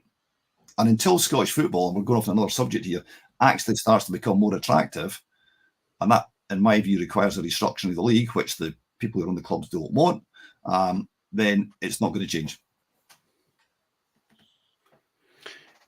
Graham, going back on the game tomorrow, what are you expecting from? I don't know if it's St Mirren or shall I say the Rocky 11. Sorry, that was a complete and it was better than the last one. Yeah, exactly. Yeah, please comment on the jokes, Barry. It's a flag of night. I want peace and quiet. But anyway, Graham, what do you think of the game? Adrian. That's worse, Barry. I don't know what to expect. I mean, I think, like I said, St Mirren will be looking to bounce back after the defeat last week. Mikel Mandro missed a really poor penalty. But St Mirren have had a decent season. They're still sitting 5th, which is why I was a bit surprised at the reaction last week. Yes, it's a poor defeat, maybe because it's Livingston, that's why St Mirren fans were raging. But I'm expecting a bounce back from St Mirren. St Johnstone, I don't know what to expect. I've said it before. I think the laddie Sidibe looked decent last week. He looked like he's got a lot of pace. Didn't get a lot of chances. I like the look of the laddie Kimpioka. I thought he was really good when he played against Hearts. If they play those two, and if they can get Graham Carey on the ball and obviously play the ball in behind, they've got a chance. But I think as well, the first goal could be crucial tomorrow. If St Mirren score first, I think it'll be difficult for St Johnstone to get back in it because they don't score a lot of goals. I'm a big fan of Nicky Clark. Spoken on the show plenty of times. I think he's a really good footballer as well. If I'm St Johnstone, maybe bring him back in just to have that bit more creativity, a bit more threat up front. But it's a tough game to call tomorrow. I do think St Mirren will probably just sneak it. But I wouldn't be surprised if St Johnstone get a point out of this game. But I think, again, they just need to be... I know what Craig Evan's like. He's very, very defensive-minded, as we all know with the 4-6-0 that he played for Scotland. But they've got to stop winning games. They've got to start picking up points quickly. They'll be looking at this game tomorrow thinking, well, St Mirren, not great last week. Could we cause a problem here? But I think St Mirren might just sneak it because they're at home. Alistair, how big a boost is it for St Johnstone to have Gray Wright back in the squad against Cammy McPherson for tomorrow's game for the game against St Mirren? I might surpass Stephen's rant about Motherwell here. Gray Wright's a good player. Gray Wright's a good player. He gives us width, which we haven't got just now. But he's not going to. Going back to Graham's point, Lewine's not going to play him because he's just back from injury. He's taken ages to get Nicky Clark back from injury. McPherson, we let Ali McCann go, and the club, desperate to try and sign somebody because the fans weren't happy, signed Cammy McPherson. Tommy Wright told me, he was at Kilmarnock at the time, he told me that everybody was being offered Cammy McPherson. The club then compounded the problem by putting out a tweet saying, "We are delighted to sign Cammy McPherson." And it went into meltdown, our social media, so much so the club actually had to almost apologise and withdraw the tweet. He's an okay player. He wouldn't be in the starting 11. Simple as that. So it's not, the answer to your question is, Gray Wright, when he's fit, gives us width. Yes, I'm all for that. Cammy McPherson wouldn't be in my starting 11 in a month of Sundays. Graham, let's look to the 6-pointer tomorrow. Actually, you would say Ross County against Livingston. This is an interesting game. And do you expect to? I know we spoke about Stephen Robertson, but do you think David Martin would come on to the middle of the park and do a Delia Smith and say, "Come on, then"? Just looking at some of the comments as well. So we're talking about the St Johnstone and that. The problem is that the smaller teams rely on locals, but the locals support the big teams, especially in Livy when the club wasn't around when family were growing up. Mikey also says St Johnstone shan't their lucky stars at the bottom to have been so bad. End of the season, they'll be on their way down. And as Lino says, I think St Mirren will edge it, but if they score early, they might well thump St Johnstone. You were going to say something there, Stephen? No, I was just saying Motherwell the same. The bottom two have been so bad. I just put my hand up and said ditto. I think in terms of the game tomorrow, that Ross County Livingston game is massive. But Livingston have got a bit of a bounce now. 2 wins in the bounce against Partick Thistle and that win last week. They've got to keep momentum going. If they win that game, they go level with Ross County, which could be massive. Ross County are really struggling though. I mean, they are in such poor form. I've said it before, I do like Don Cowie. I hope he does well there because he played for Hearts and I quite liked him. But I just think they just don't have enough quality on that side, Ross County. And I think I wouldn't be surprised if this game's a draw because I generally can't call this. I think Livingston last week were decent. Obviously, the missed penalty from Mandaron didn't help St Mirren. But this is such a tough game to call tomorrow. I don't know how this is going to go.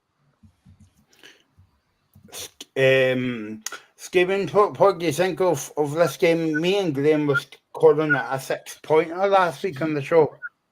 Before I give my opinion on the game, can I just say that I completely understand why Stephen Robinson's reacting the way that he did. I mean, they missed numerous amount of chances against Livy. It's not his fault the players don't put them in the back of the net. He's probably getting a bit of stick off fans. I think the job that he's done there, St Mirren won their top 6 club before Stephen Robinson came in. Yep. In fact, I don't think they've managed to make the top 6, have they? You know what I mean? They just missed out in the last season. So I think that they need to think about where they were. I really do. All right, it's a bad result against Livingston, but listen, Livingston just coming off the back of a 1-0 win. Before that, the win against Partick Thistle in the cup. So they were kind of that. This was a chance to kind of kickstart a bit of momentum, and they've done it. They've got the result. So I think that there needs to be a wee bit of perspective. It wasn't as if St Mirren were dire. They just never took the chances in front of goal. And Robinson's completely within his right to react the way he does. In terms of St Johnstone going there, sorry, Graham spoke about Kim Pioka and Sidibe causing problems in behind. It could be the case, although I think St Mirren are a very, very solid outfit defensively in the league this season. So I don't think that St Johnstone will get too much joy, unfortunately, for Alistair. And I'm going to go for a 2-0 St Mirren win tomorrow. There you go. I'll go forgive you, Stephen, that you weren't talking about the Ross County Livingston game there. But yeah, so thanks for your. I thought it was St Mirren, St Johnstone, because that's what the guys were talking about. Sorry. No. Sorry. It's fine. It's fine. We're live. It's all right. As Graham said, Stephen, that Livingston's got 2 wins out of 2, and also it was quite interesting today because David Martindale said at his press conference, it will be a big achievement in my management career if we keep Livingston up. That's a big statement for David Martindale to make. Well, it would be the biggest. It would be the biggest achievement because, let's be honest, up until last week, nobody's given Livingston an iota of a chance of survival. Now they've got that result against St Mirren, and I think Ross County seem to be on a bit of a slide. They lose 2-0 against Dundee, get a bit of a doing at Ibrox, although it was 3-1. I think there was 42 attempts on goal, and then Motherwell we were right against them too. So all the pressure for me is on County tomorrow because they've not had a result in a while, and they'll need to get one. And I don't know. I can see Libby gaining a bit of momentum. I think I like look at the boy Yengi up front. He looks to be a player for them. So they finally got somebody that poses a bit of a threat, which is something that they've been missing for the whole of the season.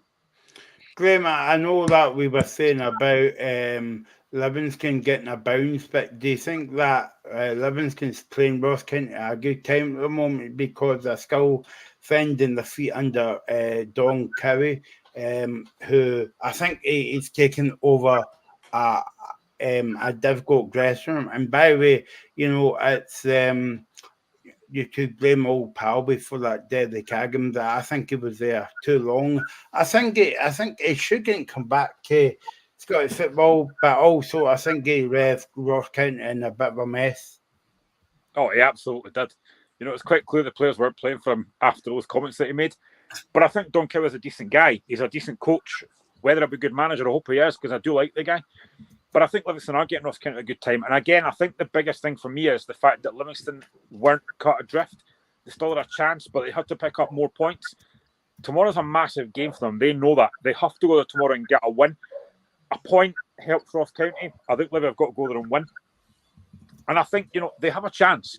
Because Ross County are not playing very well. But I think for me, as someone that's looking forward to hopefully seeing Jan Danda at Tynecastle next season, if Ross County can get a performance at him tomorrow, then Ross County might have more than enough to win. But honestly, I just can't call this because it is so tight. It's one of these games that I don't think there'll be a lot of goals in it. I think it'll be very, very nervy for both teams. Both teams don't want to lose. So I think it could be one of these games that's going to drag into a 0-0 draw. And it's very interesting, Alaska, because Mike is saying in the chat that Ross County hasn't won a game since the 5th of December against Stevens Motherwell. Yeah, I think that one of the factors in this game is if it was actually at Livingston, I think Livingston would be much clearer favourites playing on that hideous pitch. I think the fact it's actually being played on grass is possibly to Ross County's advantage, but I agree with the general comments here. Ross County aren't playing well. Livingston are a wee bit of an up. Personally, I want both teams to lose. So I'd settle for a draw now. No. Yeah, but to be honest, I can see it being nearly as bad as our game against Livingston at Livingston when it was a 0-0 draw. I'd love the ref to win. Everybody around us was turning around going, don't you think Derek Adams got a point?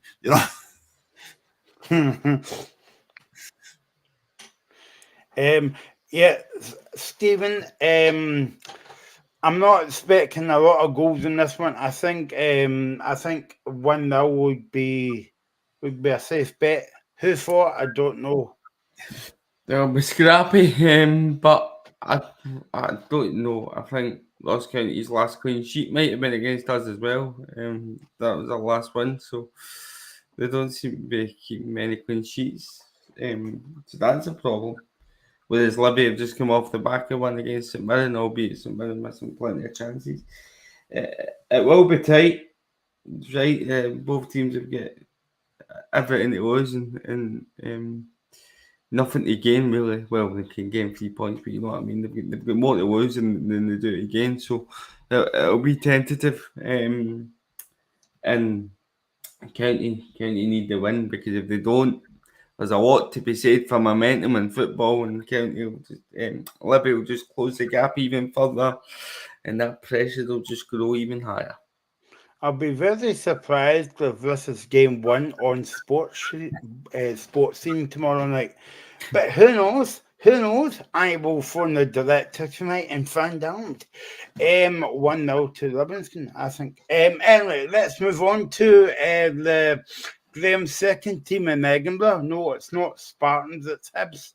They're at home against Dundee tomorrow. And this is a interesting game because, as we keep saying every week on the show, Dundee is going well this season, and Hibs are a bit of a funny team, Graham.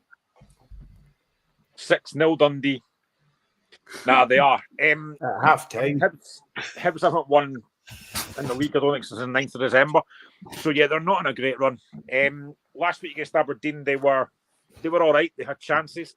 Should have had a penalty again, but then so should Aberdeen. And I just don't think they've built any momentum under Nick Montgomery yet. They've not really had that new manager bounce yet. It's a lot of draws. But I said last week, they've got a big threat going forward. They've got Boyle, they've got Yuan, they've got the guy Maludu who looks like a really good player. So they do have threats there. I know that Mike is a big fan of Mariah Welsh as well. So they do have threats. But They're not great defensively. Will Fish, I don't know if it's good enough. Rocky Bashiri is nowhere near the level we need, but I think he's quality because he's given Hearts a couple of goals recently. So please keep Rocky Bashiri. But defensively don't look great. And Dundee have been excellent. Really impressed with Dundee. They've probably been the team of the season so far for me, apart from us, obviously. But yeah, really impressed with Dundee. And I think they go there tomorrow with a real game plan to have a go at Hibs and really cause them problems. And also, they've actually got a chance to extend the lead over Hibs as well. So it's a big game tomorrow for both teams. I said it in the thing there, on the tagline. I mean, is there actually a chance that both Hibs and Aberdeen could miss out on top six? There's not a lot of games left. You know, the split's coming up. There's not a lot of games left. It would be mental that both those teams could finish below the top six, but they're not even great at home, Hibs. They've not got a great record, so this is a tough game for Hibs tomorrow.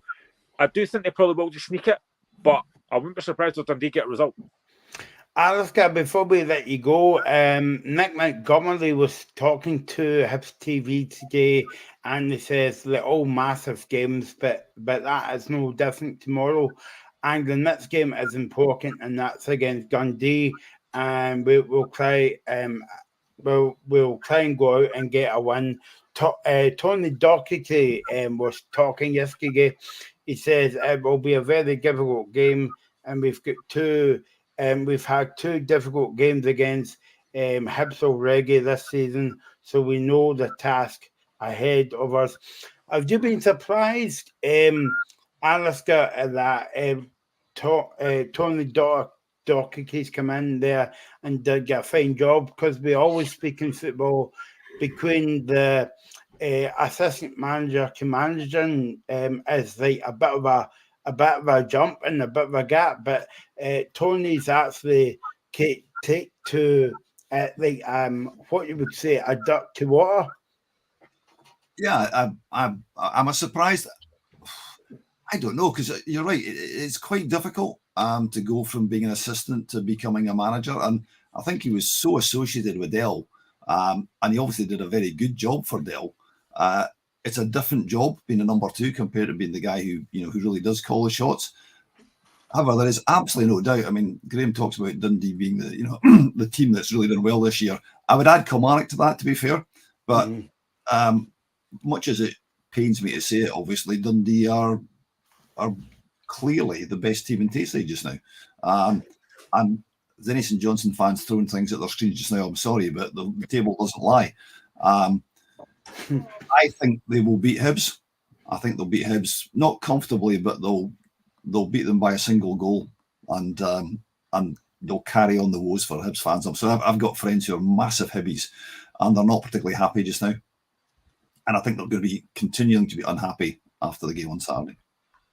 And also with that, we were talking about fan ownership earlier on.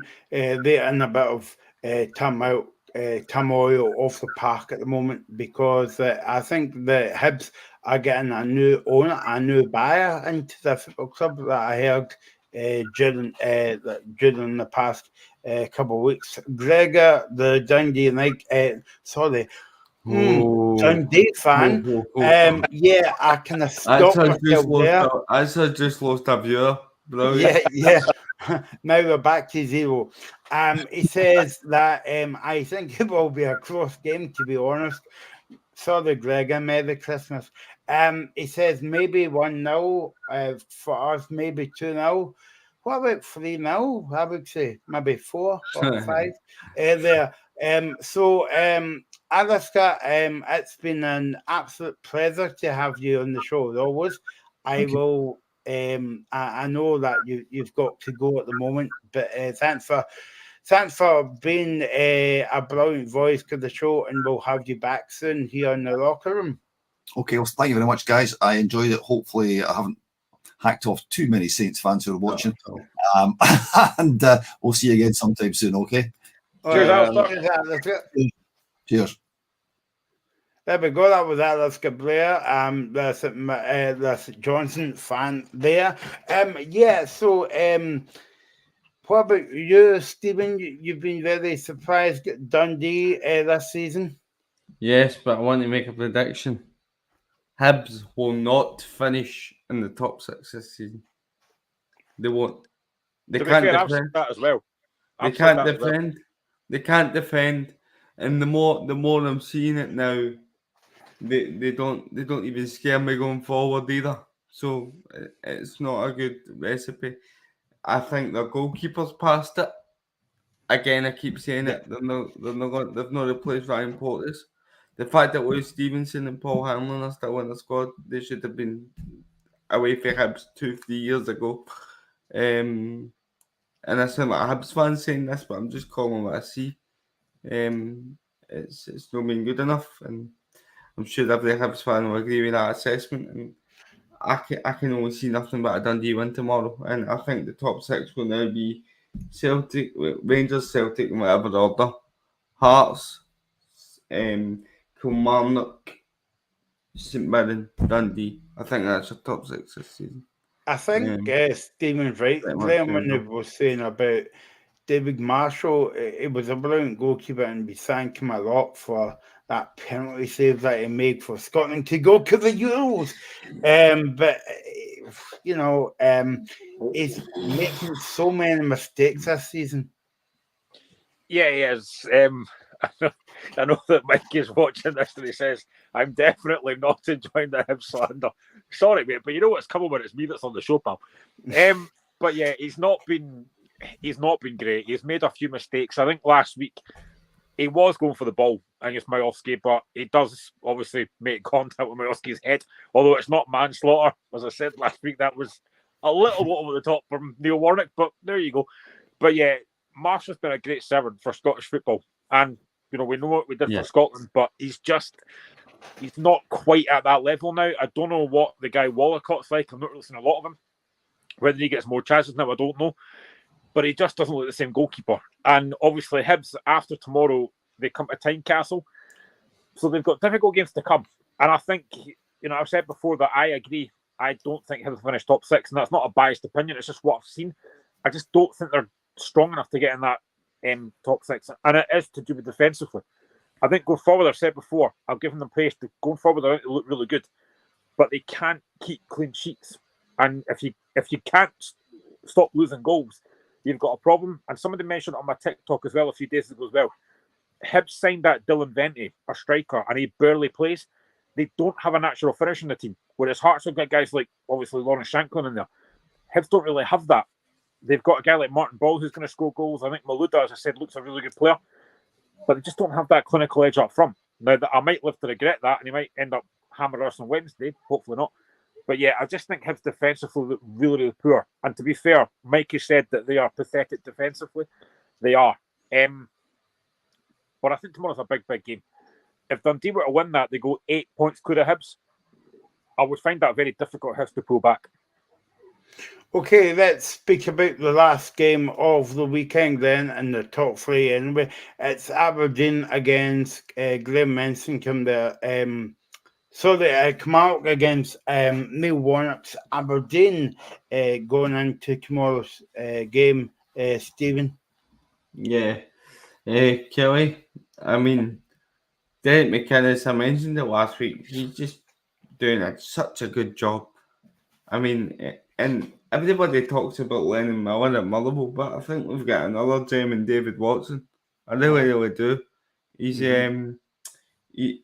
I think he's more of a goal threat than Lennon Miller. He scored a couple this season. So when he maybe looked at that game, but great for Scottish football to have these guys coming through. And it's just what Derek McInnes does. He just puts the building blocks in place but keeps them up. Builds a squad. The squad's fantastic, and that's why I had them when I was doing my wee top six prediction there and fourth behind Hearts, because I do think they're the next best team in the league out with Hearts. Don't get me wrong, St Mirren and Dundee very close to that, but I would just pick Kilmarnock for the fact that they can do things like go to Celtic and get results, and it's not just been a fluke this season. They've got a good few results against Celtic. I think it's 3 in all, and They managed to get a win against Rangers at the start of the season as well. I think they've been absolutely fantastic. As for Aberdeen, Neil Warnock still looking for his first win. A draw with Hibs and a draw with us somehow. But aye, No, he'll be looking to get that win sooner rather than later, but unfortunately for Neil, I don't think that Kelly is the place to go and get the victory because they just look too strong for me. And of course, it'll be the first taste to Scottish football, not only for the curry pie from Neil Warnock, Graham, but for the plastic park. Yeah, and I've said before, I think Warnock's brilliant, a breath of fresh air. But I know that Aberdeen fans and a few folk on Twitter are not happy with his comments today, where he's basically said that bookies won't be putting money on Aberdeen to win, which I find a bit of a strange thing to say. I know that Aberdeen are not playing well, but surely you've got to back your own team. It's basically giving credit to Kilmarnock, rightly so. But, you've got to give your team a bit of credit. And I think, obviously, the only game is 1 so far is Bonnaroo Groves, and even then, they weren't great. But I think that game tomorrow is going to be huge for both teams. Again, I think Kilmarnock will win. They're at home on that pitch. And the way they're playing just now, they've got a lot of confidence. I genuinely do fancy Kilmarnock to win that game.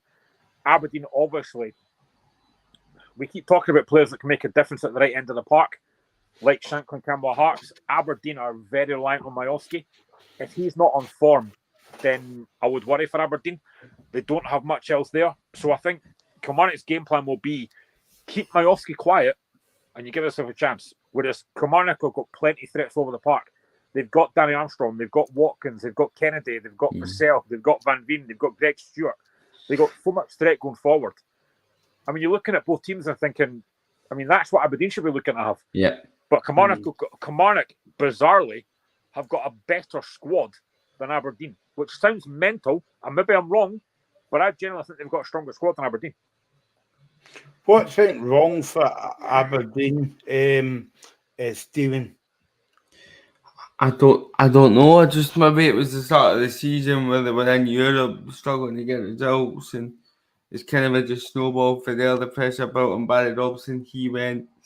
You're thinking when Warnock comes in that they're maybe going to get a turn in fortune, but it's not quite materialised. And I know somebody's saying, I need to get to my bed. I've been up all night. I've actually not slept last night, so I've been up over 24 hours, which is why I keep yawning.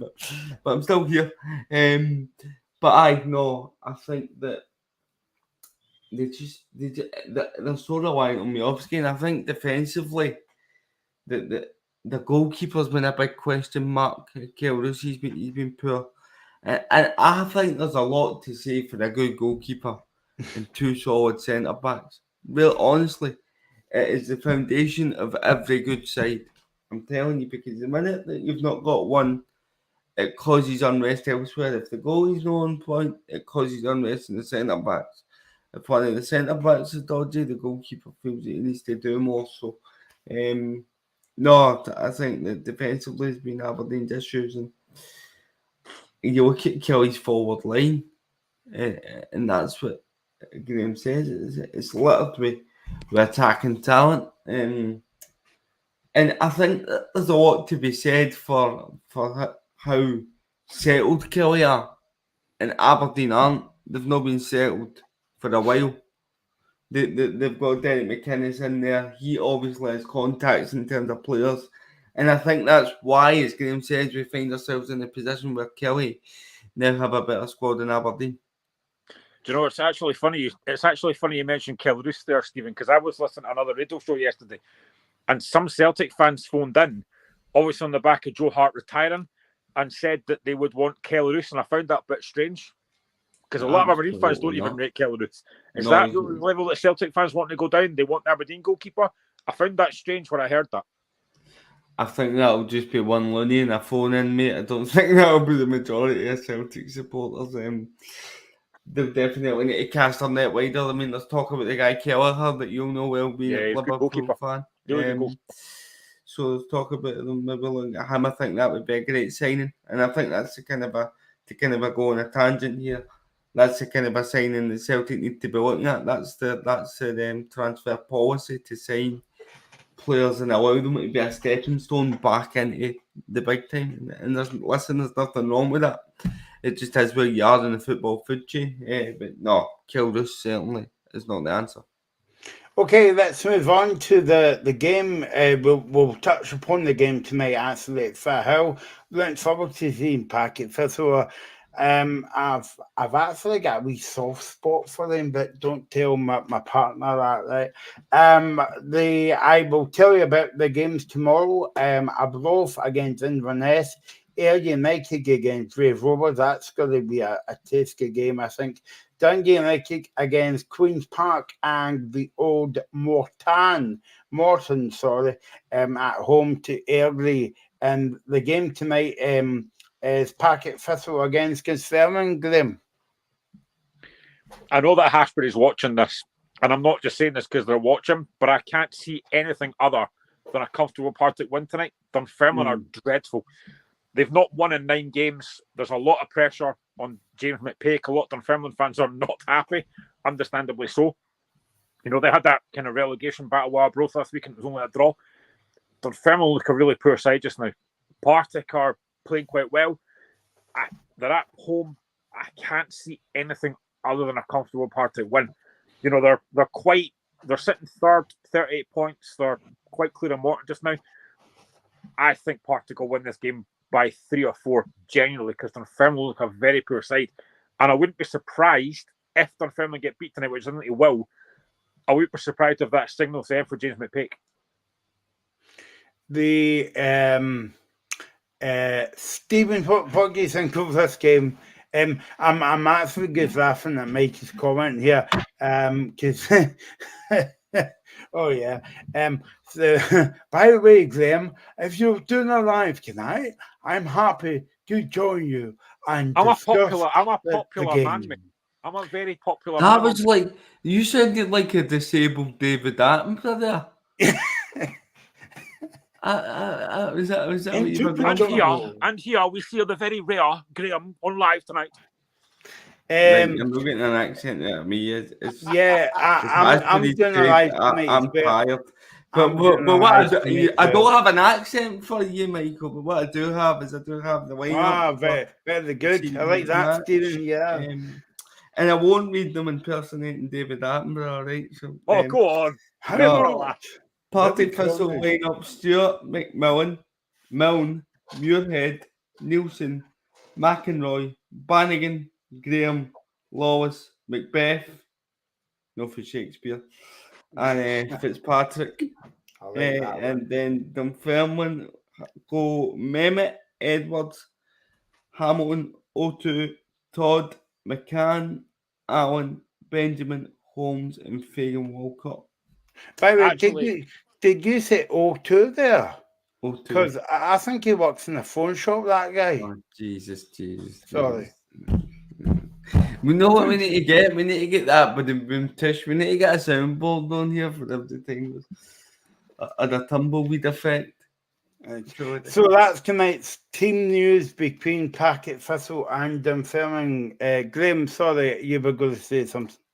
Yeah, I'm actually intrigued because as Lino knows this more than I do, but I'm intrigued to know how Lewis Nielsen's getting on, because obviously he's on loan from Hearts. I think he'll come back in the summer. I was a big fan of Nielsen when he was there. I thought he's strong, quick, got a lot of quality. So I'm intrigued to know how he's getting on. I'm intrigued to see how he does tonight. I don't think he'll be overly tested though, because I don't think they're filming an awful lot. But I'm intrigued to know how Nielsen gets on, because I think he's a really good player. Stephen, any other games stand out for you at the weekend? I fancy Ayr United against Brave Rovers. I think that would be a decent game. You've caught me off guard then. I was too busy looking at the lineups. I've not got them up in front of me yet, so give me 5 seconds. I don't know if you that's tomorrow. We'll go some. I'll go Dundee United v Queen's Park, and do you want to know why? Because I know that the table might say that Queen's Park are sitting, I think they're 7th now and 2 points off the playoffs, but I think they've kind of picked up a wee bit. They're unbeaten in the last 3 games, and they've got 2 away wins in there, and the bounce against Inverness and Dunfermline, so they've shown that they can go away from home and get a victory. So that for me would be one that I would have down as a shock on the cooking tomorrow. By the way, I was listening to your comment there, Stephen, but I was also reading I knew I had to look up. Wasn't me. All I can say is it wasn't me. we actually don't offer counselling advice on the show, even though I am a qualified counsellor, but I don't do it on a Friday night. Hasley Scumber says, Graham, well, want me to do it in a, what accent do you want me to do it in? Billy Conley here. So, Graham, the last time I was at Fair Hill, my future wife, a long time ago, Hearts, a Heart fan, folk. Oh, right, okay, good stuff. I didn't know you could throw me and Kelly that far. To be honest, that's quite impressive.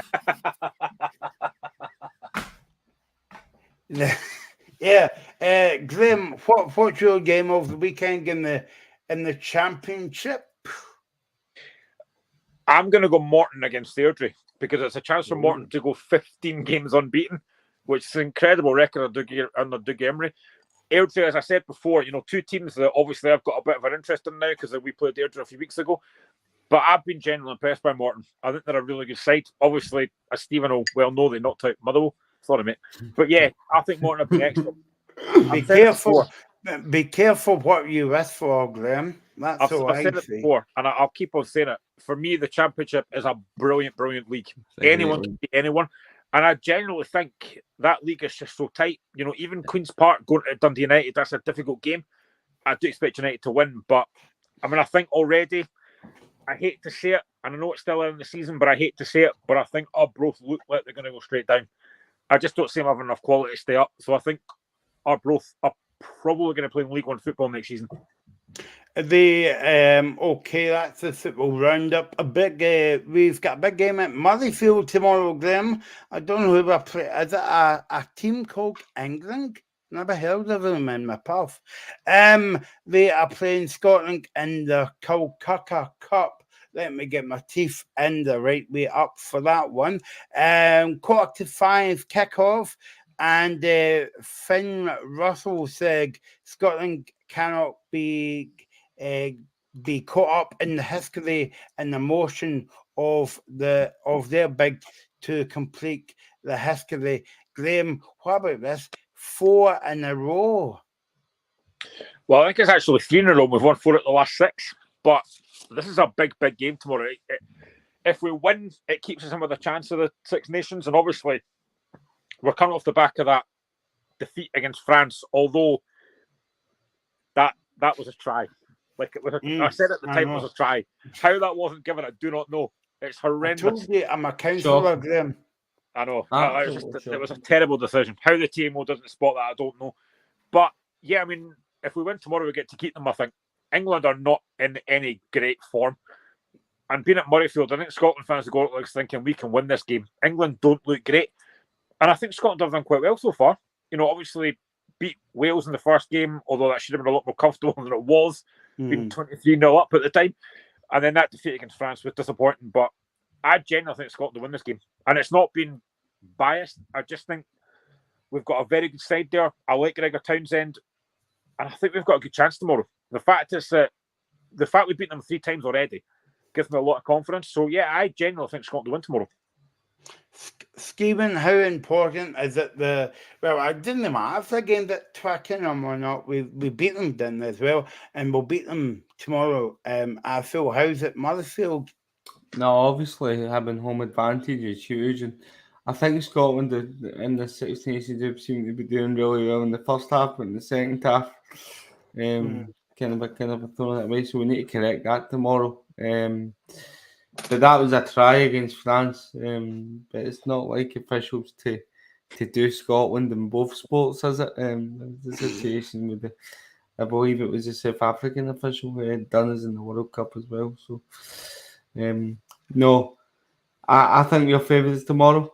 I think we'll beat England, and we're 3 in a row. Here we go, and it'll be part of the time for me tomorrow because I'm likely to be down south tomorrow. I'm going on a mystery trip. I don't know where I'm going. It's one of these ones that you book and it takes you anywhere. So hopefully I'm down south and we beat England. that'd be are you not going to the game on Sunday, Stephen?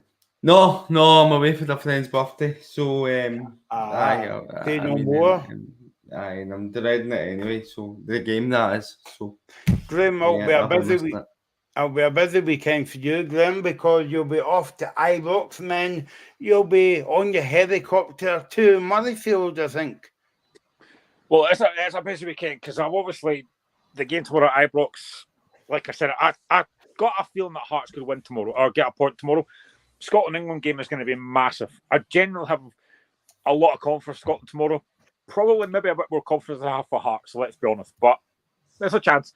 But no, I think Scotland have got a great chance tomorrow. We've got a decent side there. I've said before, I think Finn Russell's class. So I think Scotland's got a chance tomorrow. And then on Sunday, I've got my laddie's birthday party happening in the house. And also that day, it's also the Carabao Cup final where my other team, Liverpool, is playing Chelsea. So it's a busy weekend for me. Happy birthday to the wee man when it comes, mate. Wait, you hear this, guys? I don't know if you know, but if Scotland win on Sunday, right, it would be the first time in more than half a century that Scotland would have won 4 consecutive Test games against England. The run includes the Rugby Football Union century game back in 1980. Back in 1986. So there you go, Grim. Actually, the other thing I forgot to mention as well, right? So my laddie, he's 12 now. So we left his former team, Pennycook, to join a different team because he wasn't getting a lot of games at Pennycook, which I was raging about at the time. Yeah. So he left to join another team called Penrith Athletic, who are very, very good. I have to say they've been really good with him. And it just so happens that on Sunday morning, my laddie is playing against Pennycook, his old team. So yeah, I can't wait. Buzzing for that. We birthday goal. Just to finish up here, there's another big sporting event, Stephen. I don't know if you know about this, but the Indoor Athletics Championships are coming to Glasgow next week at the Emirates Arena. Sir Chris Hoy and I've been training. Yeah, me and Glenn was saying on the show last week, I hope Chris Hoy gets well soon. But the championships are coming to Glasgow, and if you're going, please come up and say hello to me, because I will be quite happy if you don't. It's the 19th edition of the World Indoor Championships coming to Glasgow, and you can find more details on that if you go to www.worldathletics.org. Stephen, how important and how brilliant is it to see a big tournament coming to Scotland? It's always good to have these events in Scotland. I mean, the one I think back to the Commonwealth Games, that was absolutely fantastic. So the more of these events that you can get in Scotland, the better. No, I was actually with a Commonwealth gold medalist, Kimberly Lennox, during the week, and then she was telling me all about that. So, fantastic. The more of these tournaments we can get in Scotland, the better. Yeah, no, and Dig, it kicks off on the 1st of March, and it goes on to the 3rd, so it's basically over the weekend, actually. So it will be the biggest athletics tournament coming to Glasgow, and it will see over 26 events happening over a couple of days. 13 for men and 13 for women. So as I say, tickets are limited, so if you want to go along and grab your ticket and grab your seat beside me, I don't know where I'm sitting, probably outside in the car park somewhere, but it's World Athletics. Tickets have just went through the roof, by the way. What? Exactly, yeah. Well done, Stephen. I thought Glenn would have said that, but you're a tough guy. You would say that to an old man like me. I've got to be nice to you because my laddie's sitting right next to me, so I can't abuse you like I normally would. I played you to you. This is talking about old men. Thanks, Glenn, for joining me on the show tonight. Thanks to Alaska, and thanks to the young man himself, Mr. Whippersnapper, Stephen, I used to be a whipper, but I'm over the hill now. So enjoy your weekend and come on, Scotland, get the rugby, and we'll see you soon. Come on, Cheers. Hearts! Hello.